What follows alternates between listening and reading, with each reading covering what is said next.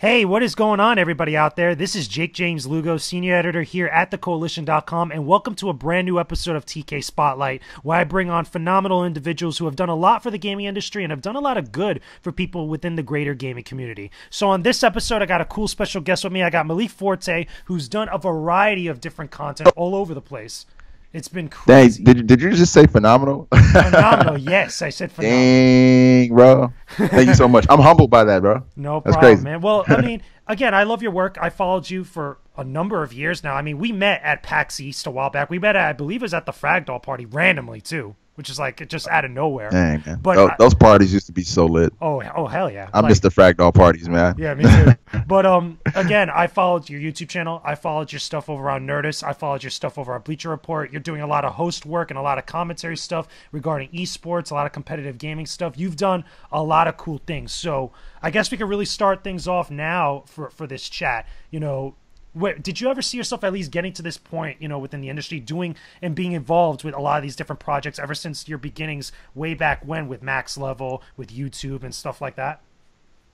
I mean, that was kind of the mission, you know. That's kind of why I started it. You know, I wanted to eventually get to the point where I could do this for the masses. I remember watching like G4 TV back in the day, and seeing people like Kevin Pereira, seeing the Jeff Keighley's out there, and always aspiring to do something along those lines. So, I mean, that was always kind of the mission. And, you know, I won't say that I expected like it to come without working very hard. And it has been a tough road getting here.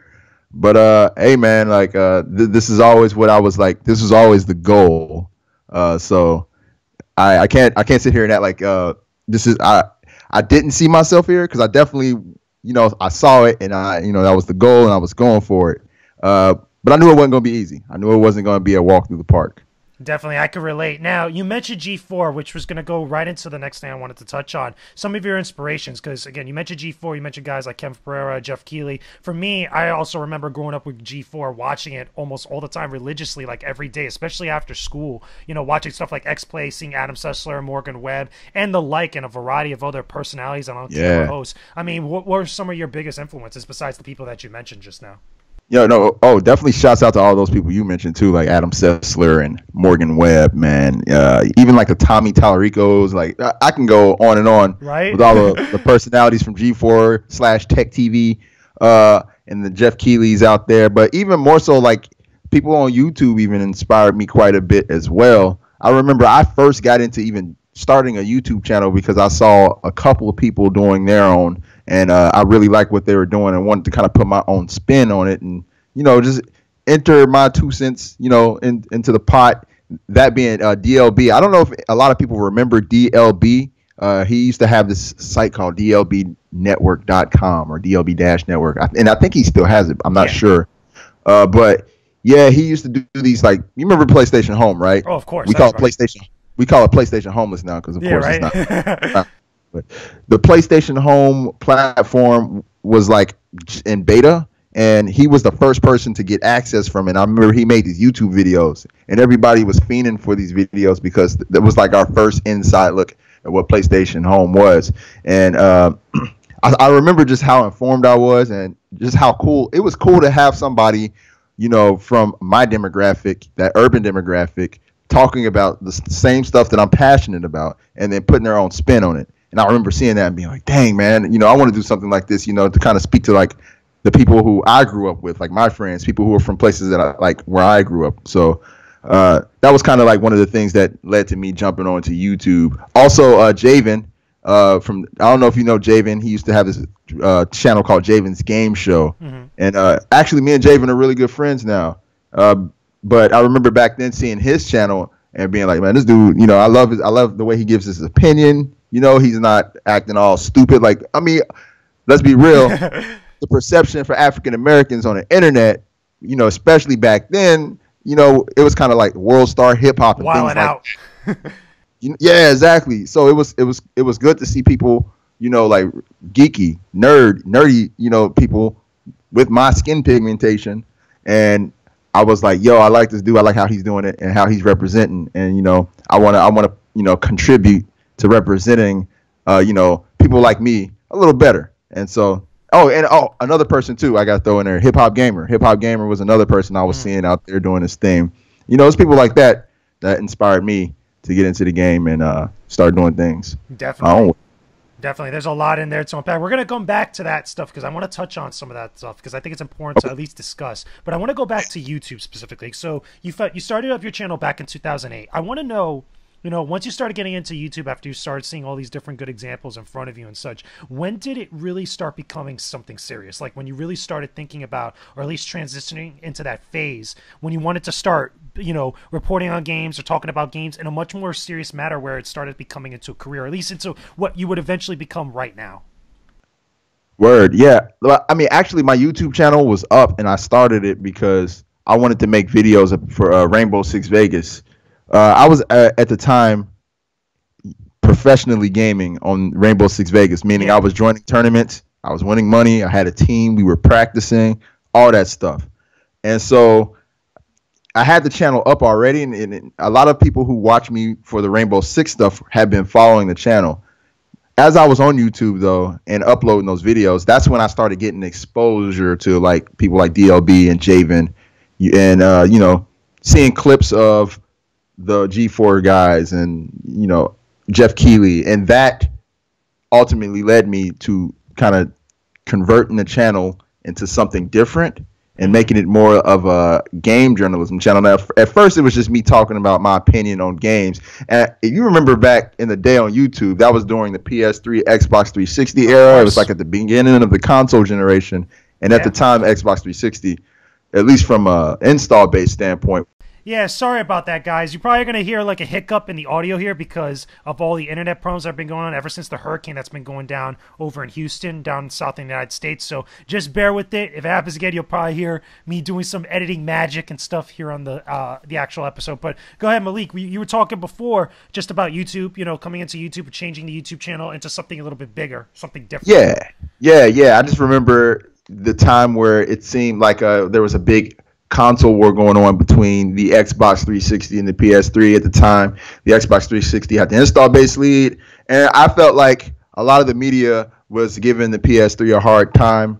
I feel like the truth wasn't really being told because, the price tag on the PS3 out of the box, of course, was pretty expensive. It was huge. But the amount of stuff that you got in the PS3 was crazy. You had like the built-in network adapter and yada, yada, yada. You didn't get that with the Xbox 360. You actually had to buy like a network, like a wireless adapter and things like that. I remember that. I remember seeing it in stores.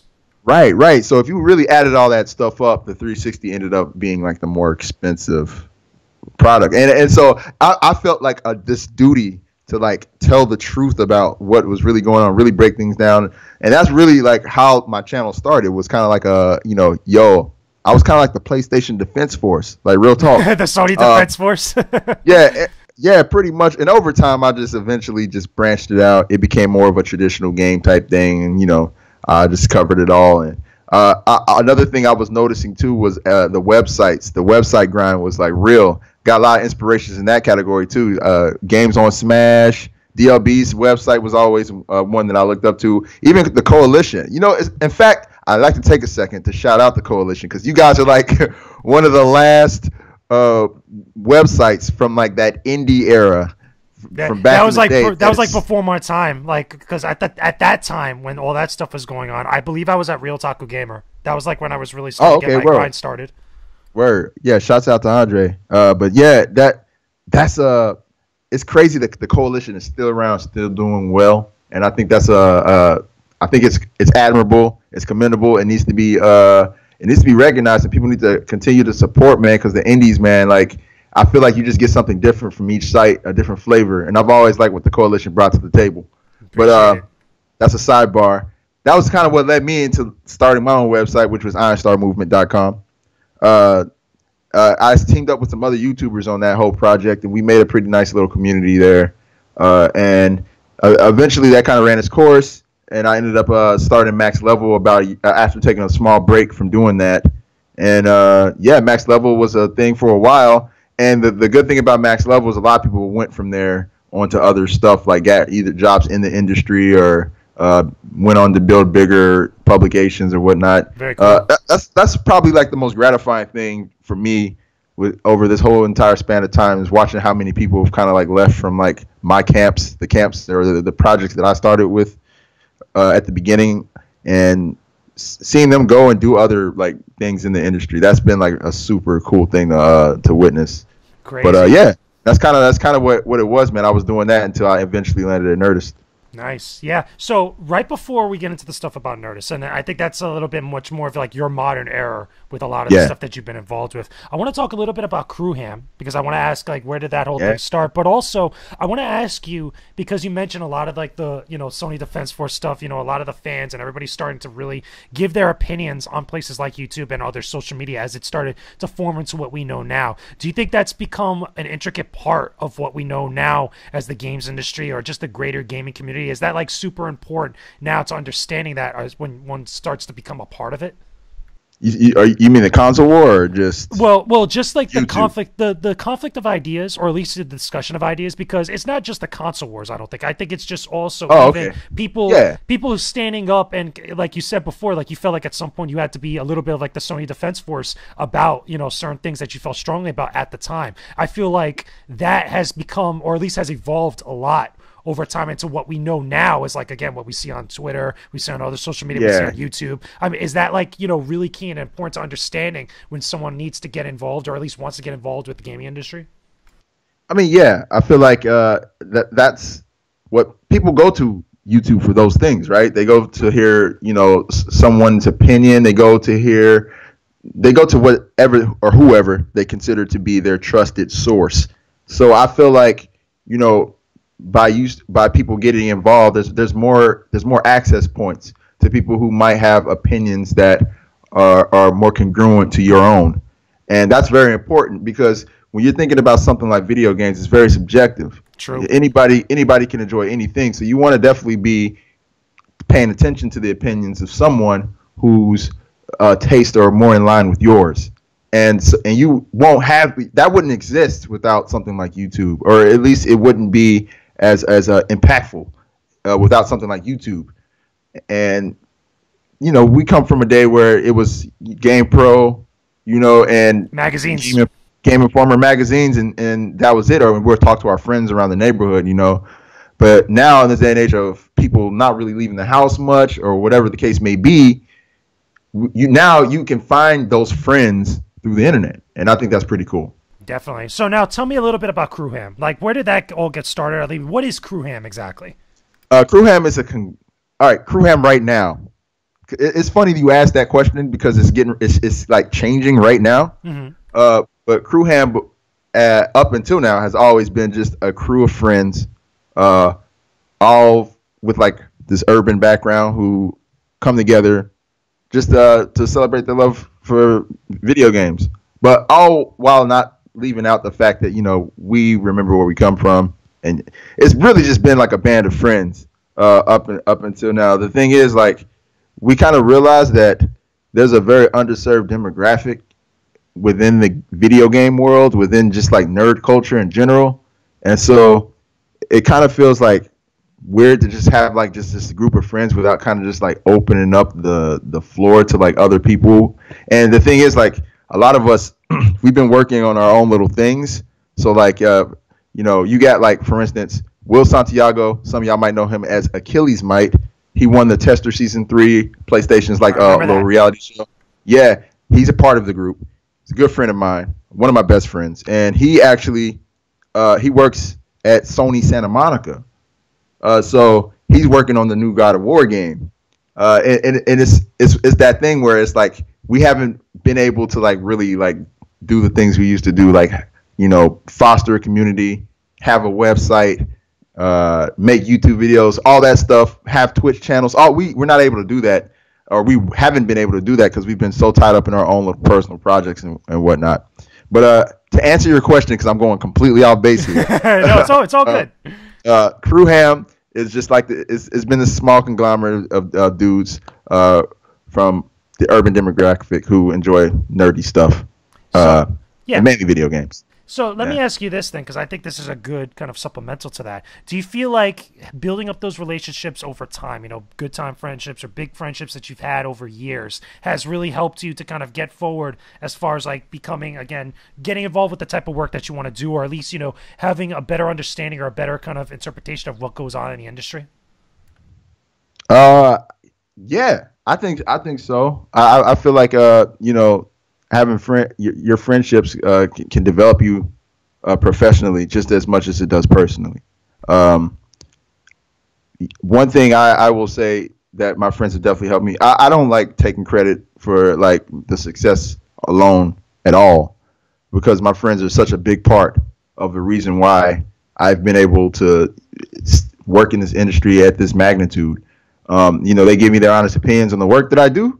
I talk a lot about we always are trading chat on these things, and I feel like I just have a better understanding of the industry and a better understanding and a better appreciation for and I'm able to just enjoy video games in this industry a lot more because I have just a solid group of friends to share it with. And yeah, like another thing too is like a lot of my friends. I just mentioned Will. Like a lot of us, we worked on so many different aspects of the industry. Will, he did the little reality show thing. He's worked on the development side. I have friends like Brian Jacobson who works for on the marketing side for War Gaming. Like it's crazy having friends like that who work in it. So we all when we're talking, we're hearing different aspects and different perspectives of the industry, and that definitely helps a lot, and it helps me gain a bigger appreciation for every little thing that everybody does. For instance, like PR folks, they don't get enough credit for the amount of work they do in this industry, man. Like the public relations game in video games is it probably feels thankless for a lot of those guys. You need a lot of patience, and they need a lot of patience, and a lot of them are dealing with like this crazy changing current of like the traditional game journalism kind of fading, and then the YouTuber generation and the new media, so to speak, coming into the game, and they've had to ride that current and kind of be around and kind of like build those relationships and talk to those people, and some of those people are dicks. Yeah, it is kind of true. I mean, like, dog, they don't get enough credit, and I wouldn't know that, and I wouldn't have as good of a perspective on that had I not been friends with some of those guys. And even like my current relationship, my girlfriend, she works kind of in that field herself. So, yeah, man, I would definitely say those have helped me a lot. Nice. So let me ask now about Nerdist. I want to know, when did things started kind of progressing to the point where you actually, whether you applied or somebody approached you about going over to Nerdist, and how did your perspective or review on everything at that point had changed up? I mean, what was it like working at Nerdist? Because I remember watching all the different videos that you did with Jessica Chobot, as well as everybody else over there, when you guys would do, I believe it was weekly or daily videos that you did about gaming news. It was very frequent. I remember watching it on YouTube. Yeah, man. I learned a lot, man. I learned a lot about myself. I learned that Hollywood makes niggas soft. Oh, wait. No, it's okay. No, you can say it. It's okay. Don't worry. You can say it. I get in trouble, but don't worry about it. I learned a lot of stuff, but it was good. It was a good wake-up call. It was good to understand. I think it helped me build my gravitas. I wouldn't be where I am today had I not learned those things. But I would to go back to how that whole thing started. There's a lot of luck involved. A lot of being at the right place at the right time. But I kind of understood that early on, that in order to get an opportunity, I would have to like it's like when you want a job, you got to like show up at the doorstep, knocking on the door every day. Like, I want a job. And I didn't necessarily do that in Nerdist, but I met the guy who hired me like 3 years before I even came on board, just at like a random event party at CES. Which is the Consumer Electronics Show in Las Vegas. That's how it always starts. Yeah. So I met him at a party. He met me and the rest of the Crewham guys. We were actually all together there. He met us, and he met me there. And then I ended up running into him like 3 years later at a PAX. And like we had like exchange informations and had been following each other on Facebook. So at the time I was posting Iron Star articles and things like that. And he saw like I had like and Max Level as well. And he saw that like, I constantly was putting out content, he would pay attention to it. And he would write that to me sometimes like, yo, this is really good stuff. Keep up what you're doing, man. I'm like really informed. I like what you're putting out there. And so when he saw me at PAX a few years later, he was telling me like, yeah, Nerdist is trying to expand into gaming. And I remember seeing all your stuff. What are you up to now? And at the time, it was kind of during that break I had mentioned earlier. And I was like, yeah, at the time, I was just kind of doing promotion and stuff. I was working at a Ubisoft booth for like some time, and he was like, yeah, dude, you should send some samples over. We'd like to have you on board. So I actually started off just freelance writing for them, just like writing about video games. And, you know, at the time, Nerdist was just kind of building the internet side of it. I remember so that. There was only say, excuse me? No, I was saying I remember that. I remember that time frame. Yeah, and so there was only like a few writers there. And I was freelancing, and at the time, like I really wasn't doing much. So whenever they needed something written up, it didn't even have to be about video games. I would just do it. Like, sure, I got it. I'll put my voice on it, my spin on it.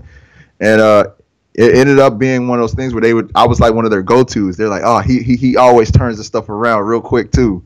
So after doing that for some time, they were like, yo, we want to kind of build like our video and our digital platform and our presence as well. Chris Hardwick had stumbled upon my YouTube, which thank God I had been like keeping that up to date. Cool. And yeah, man, he saw it. He liked it. He went and told them like, yo, let's bring him out to California and do a camera test with Jessica Chobot. I did it, and they liked it. So they ended up giving me a job as the video game editor at Nerdist. And from there, I got to like hire freelance writers on under me I don't like saying under, but alongside me to write. And yeah, man, that was kind of how that whole thing came about. That's what I usually hear from a lot of people is usually at some point either you meet somebody randomly at some sort of random event, whether it's like a CES, a PAX, or an E3 party, something random, and then eventually you kind of like progress into freelancing for them for at least some period of time. Because I'm going through that same thing now in some regard, but everybody has like some sort of story that's similar to that setup. Yeah.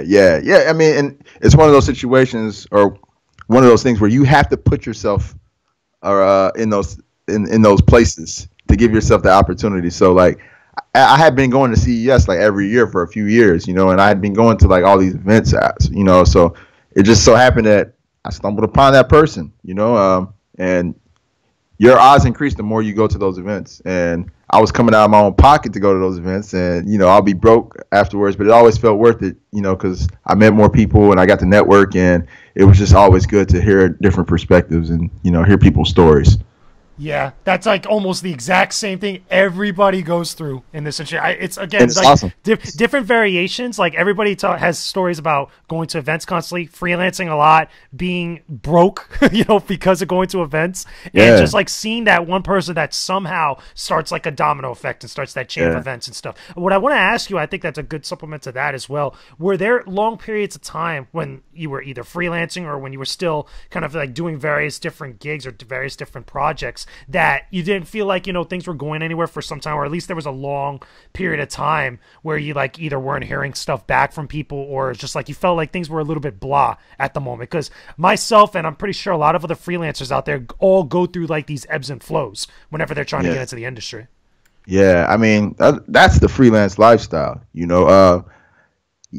Definitely, like the whole time I was doing Iron Star and Max Level and my YouTube channel and stuff, that stuff wasn't like the most lucrative. You know, it was not very lucrative at all. In fact, it was, you know, one of those things where I really did that. Those were passion projects, and I'd be doing those alongside like working 2 jobs, or, you know, I had actually worked in the music industry for a little while, so I was doing that stuff alongside working in the music industry. It was one of those situations where I was doubling down and just, you know, using my free time to, you know, do what I'm passionate about. So, I mean, yeah, I mean, it definitely feels like that, but it never felt bad for me because I was always doing it for the passion. You know, I was always doing it for the love, and I enjoyed doing that stuff, man. You know, and it was cool being able to put my opinion out there and, you know, have other people be like, yo, thank you so much for, you know, telling me how you feel about this. I agree or I disagree. Starting those conversations, it was cool, man. Yeah. So let me ask you this then before we jump into another topic. Do you feel like there's a lot more people now that aren't necessarily doing it for the passion? Do we need more people? Do we have an abundance of that? Do you feel like a lot of people maybe lost their way or probably doing it for other things other than being passionate about gaming and the gaming industry? I don't. I mean, there are definitely people who abuse the medium. They definitely come into gaming and they're like, "Yo, I'm gonna get famous off this because it just means I can play games all the This is time." the new And hotness. it's the new hotness, yeah. And you know, whatever. Like, if you don't have that soul appreciation or that soul passion for it, over time, it's always gonna come to light. You know, that's something you just can't fake forever. But you know, I feel like at the same time, there's a countless amount of people who definitely want to, who wouldn't. This is a dream job. This is a dream industry to work in a lot of ways. Very true. And I don't blame anybody for wanting to do that. I don't. There's so many people out there that love video games, to be able to be involved in it on a daily basis. Like, come on. I can't sit here and discredit anybody who would have that type of goal, or that type of aspiration, because I mean, for real, it's amazing. True. Very, very true. So let's transition to something a little bit different because I feel like this doesn't get talked about enough, at least in a deep dive type of sense. Yeah. Obviously, you're African American. I'm Latino. Yes, sir. We're minorities. You know, that's obviously a big part, not just in our lives, but for the lives of a lot of other people that are involved. Wait, I am? Well, What? but I don't recognize sometimes, man. I just go along. I'm sorry to break the news to you, but unfortunately, but obviously for a lot of people that are involved with gaming or even that work in the gaming industry, this is a big part, or at least something that's very important to them in some form or fashion. It might not be incredibly big, but it does come up from time to time. Do you know, as you've talked about it, I believe, a couple times in some of your YouTube videos. I remember one that you talked about a while back that you got mistaken for somebody else, and the guy was like really rude at some sort of event. Hip-hop And gamer. yeah, I think I think he called you hip hop gamer, and like he was like being really rude to you at some point. So Yeah. so I mean, obviously now that things have changed and you've been involved with a lot of other different types of projects and you've been exposed to other aspects of the gaming industry and this craft, do you feel like that's still prevalent, or at least Yeah. that type of issue is still around and it's something that you've had to Fuck deal with yeah. more recently? Fuck yes. 100% that shit still be happening, bro. Like, it's crazy. Like, it'd be it's smallest, most insignificant shit. Like, for instance, I'll come on, like, I just did the Overwatch World Cup. I remember. Congrats. And yeah, thanks. It was a lot of fun.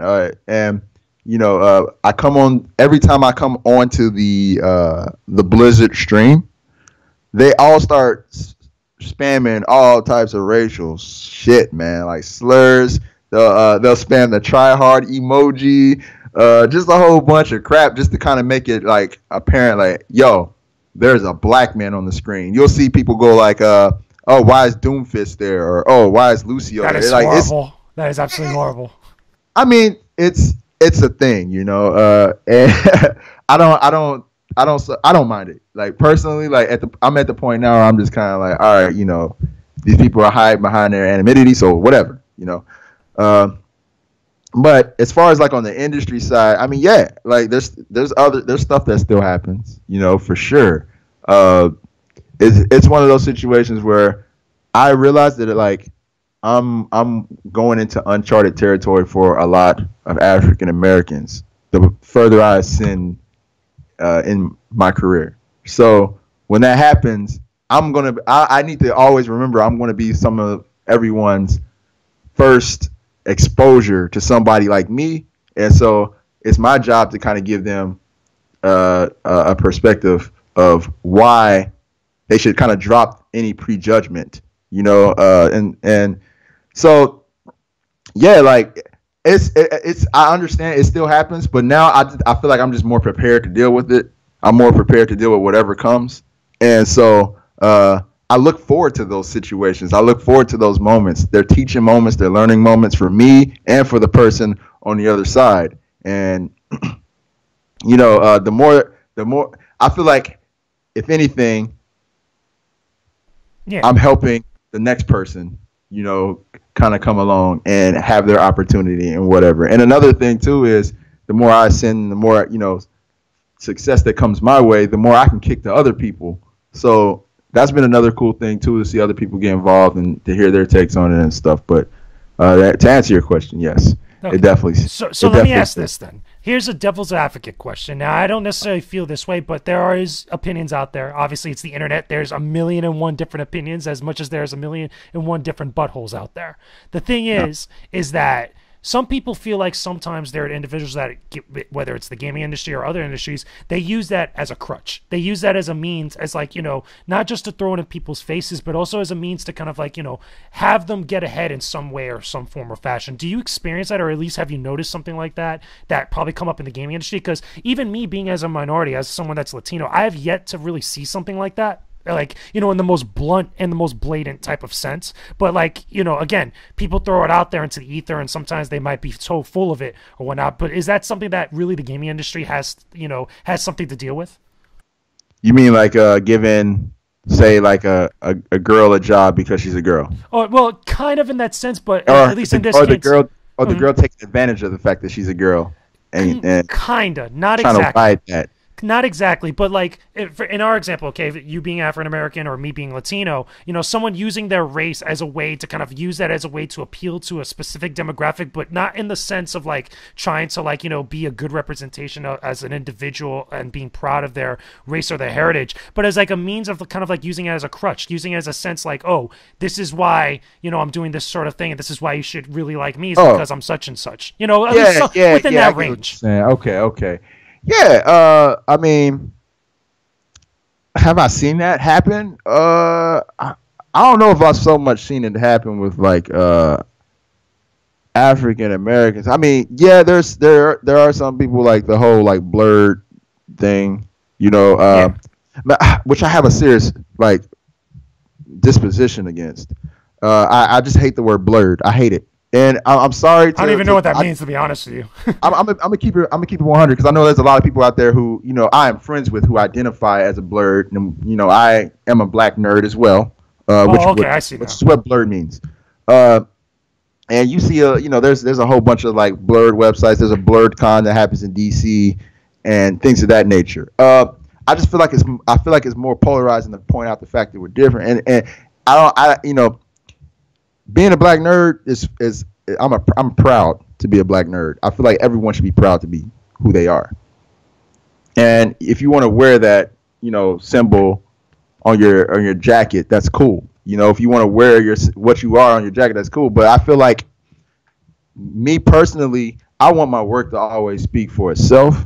And I always encourage my friends to do that too. It's like, yo, if you got something that's the bomb, if you got something that is like real shit, you should let that speak for itself. You should never like, use a category or use a folder and lead with that. You know what I'm saying? Because folders are cool, but like people only have folders to hold the content. They only have folders to hold what's inside. And I hate when people like try to ride the category, ride what's, I don't, that's not really my style. So, and I just don't think that it's progressive to do things like that. We've fought so hard for so long to be treated equally, to be seen for who we are and not the color of our skin. So when we're leading with that all the time, it's a bad look in my opinion. So, to answer your question, it does exist. There are a lot of people who kind of do that. And I believe it's, I don't want to offend anybody who, has been using blurred, because I do believe some people, do it just to say that they're proud. But me personally, I don't like to lead with that. I don't like to lead with the fact that I'm black. I mean, of course, it's going to be something that people see, and people are going to obviously point that out in there, and there's going to be prejudgments or whatever. But at the end of the day, I just want what I do to speak for itself. And that's why I kind of wait to address that whole thing. And, I just did the Overwatch World Cup. I was the only black guy on the ticket. But I did. And then Golden Boy, who's, Latino, he's the only Latino on the ticket. And there were moments during that trip where me and him would be talking to each other in slang, and everybody would be like, what are y'all saying to each other? Y'all talking a different language. What is this, And we'd be teaching them along the way. There's so many teaching moments during that month. We were traveling the world with everybody because everyone was different. And we learned stuff about other cultures and other people's cultures and stuff. And it was a beautiful thing. But it was cool. It was also cool because at the end of the day, like, we were doing the job first, and we were doing a damn good job, and we were high-fiving over the good job, and then we would address the other stuff. So I think it's important, man, for people to like just focus on what they do and not so much like, we know this is a thing. It's cool to acknowledge it, but don't lead with the folder. Be what's inside the folder. Be what the people really want is the content. So bring it. I agree. I think that's a good way to look at it. And again, I go back to a Bruce Lee quote whenever the conversation comes up. Under the skies and the heavens, there's but one family. And I think that's the best mindset to really kind of approach it like that. And at least, again, bringing you on here onto the show, at least having, addressing or at least talking about this type of stuff, I think you have a good mindset that I think more people need to at least explore a little bit because I feel like they get more out of it, especially when these types of conversations and stuff. Yeah. So they should definitely the empowerment's good. It's good to empower yourself. It's good to be proud of who you are and where you're from. I love my blurs. I'm not trying to discredit the word or discredit the people. It's just I personally I don't fuck with it. Personally. I got you. So let's round this off with a good exploration of something here. What do you want to see more of in the future going forward now with the gaming industry? Now that, again, you're doing stuff with Bleacher Report, again, like you said, you've been traveling the world doing a bunch of esports commentary stuff, talking on camera, talking with various different competitive gamers out there.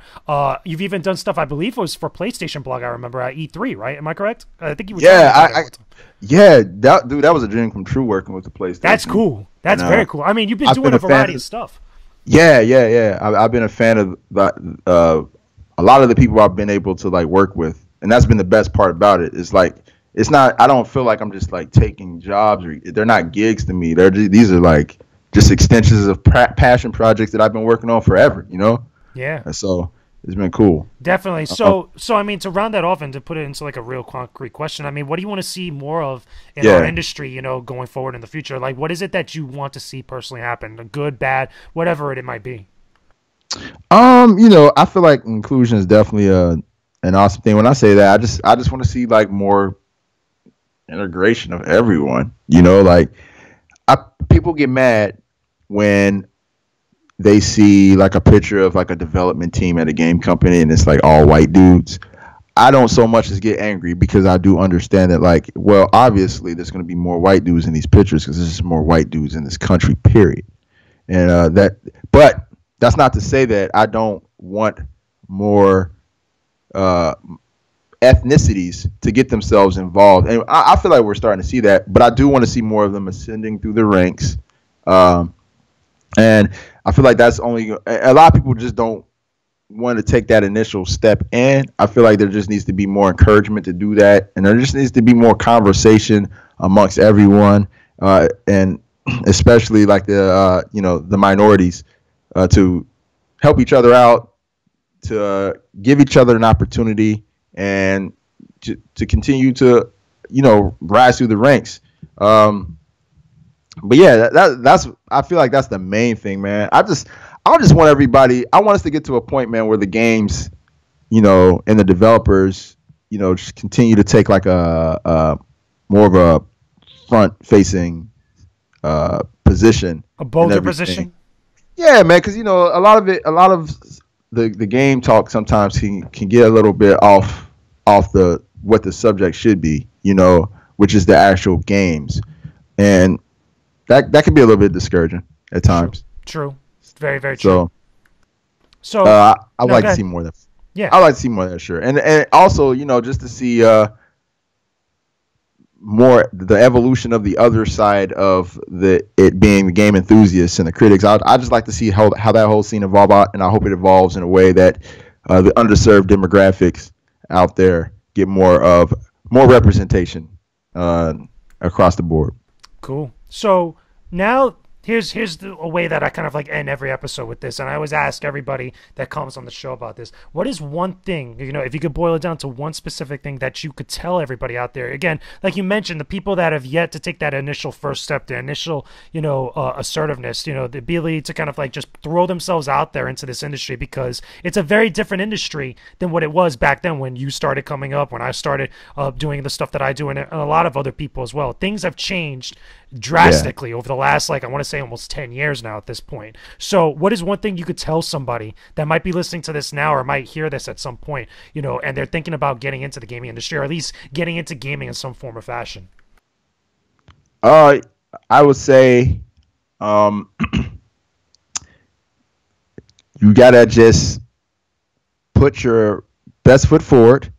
If you're passionate about it, if it's what you want, take a stab at it, and you know, be consistent, be tenacious about it, and ignore the haters. Because the more you worry, the less you live. You can't count money if you stay counting the fucks you give. Yeah, that's actually kind of funny. I like that. That's dope. And I say that because I feel like at the end of the day, you want, in order to do this for a living, of course, you have to be able to make like a decent living. And so for that reason, you should you definitely want to, if you want to make a career out of this, you just got to have tough skin, you know, because there's a lot of people who want to do it. And I'm not going to sit here and bullshit about that. You know, I feel like a lot of people think that it's all roses and stuff. This is a very competitive industry. Definitely. It's competitive for the developers. It's competitive. So like, be ready to get in there and scrap and like be on the frontiers of things. Try to do something new. Try to do something no one else is doing. Try to you know, be a pioneer, be a leader, be on the forefront, and you know, just try to innovate. I agree, and I'll even add on to that: be good to people. I think it's always good. Yeah. Oh yeah, and always be humble. That's that. Be good, be humble. You know, like this is an industry that is shared by many, and video games are shared by a lot. So just remember that at the end of the day, this isn't just about one person. This is about a planet. Agreed. Definitely, man. Well, Malik, thank you for chatting it up with me on this episode. It's really cool. It's cool that me and you finally at least get to have this type of chat, because we never did it before. Yeah, man. Yo, dude, I'm just like stoked about like being able to talk to you after our little E3 conversation, man. Yeah, right? It feels like it's never going to happen with all this stuff that's been happening over the summer, but it's good to talk to you, man. Definitely, man. So where can everybody find you? You're on Twitter, I know that, but where can everybody follow your stuff? Where can everybody find you right now? Yeah, I mean, like, social media has kind of been like my zone lately, because I have not had like a solid home since I've been freelancing. But if you really want to catch me, crewham.com. We're getting ready to start popping stuff off this weekend. We're going to be doing a live stream for the people down in Houston who have suffered from this that Hurricane Harvey, man. I know you've heard what's been going on down there. It's crazy. Yeah, and from there we're gonna just kind of keep doing our own thing. I think Crewham brings a new flavor to the industry. So, yeah, crewham.com. Nice. Pretty awesome. So again, there'll be links in the description box below, guys, for you guys to check out. You'll be able to go directly there, check out all the stuff that Malik's done in the past, as well as Crewham as well. So again, Malik, thank you. Pretty awesome chat. Can't wait to chat it up with you again. Hopefully I see you at PSX. That'll be dope. I'll be there. I'll be there. Oh, yes. That's going to be awesome. So, yeah, man. Remember, guys, definitely check out this video. Check out all the other videos that I've had here on the TK Spotlight series. Don't forget to leave me a comment down below and let me know what's up. Give me suggestions on who you guys want me to go to next and bring onto the show. Don't forget to leave a like on this video as well, and subscribe to the Koalition's YouTube channel for all our videos related to gaming and a bunch of other cool stuff. I'll be back again soon with some more content. There's a lot of stuff that's exciting that's happening over on thecoalition.com, guys. You won't want to miss it. With that being said, I will talk to all of you again real soon. Peace out, and stay epic, everybody.